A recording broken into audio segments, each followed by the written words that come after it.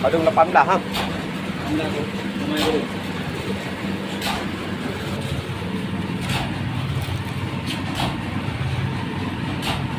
Ini kita jualan hari ini nih buah jenang yang kita panen nih. Ini beratnya nih sekitar 19,95. Ini tempat penampungan terbesar nih buah jenang.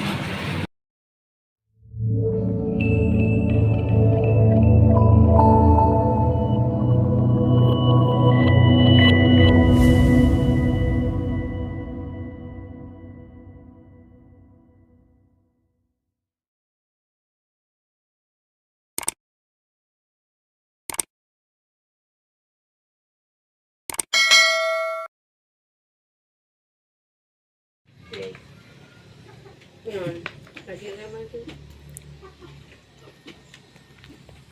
Pangangkot niyan. Loob. Uway, o tayo mag-loob.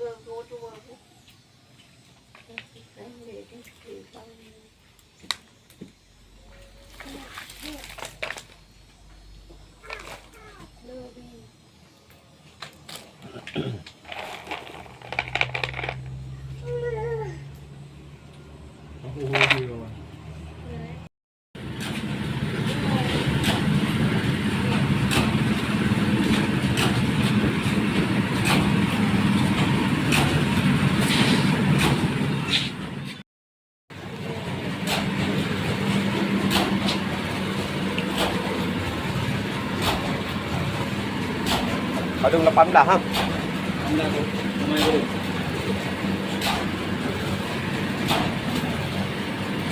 Yan ide birum no ga.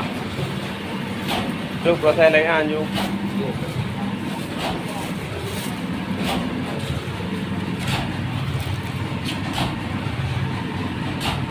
Ini kita jualan hari ini nih buah jenang yang kita panen nih. Ini beratnya nih sekitar 19,95. Ini tempat penampungan terbesar nih buah jenang.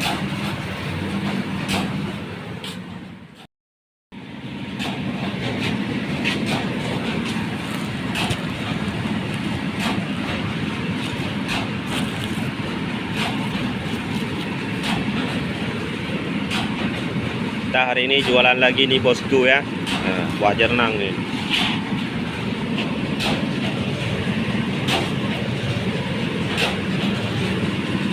Tepung.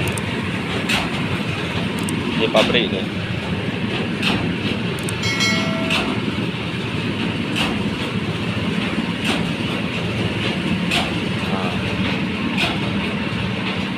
Ini tempat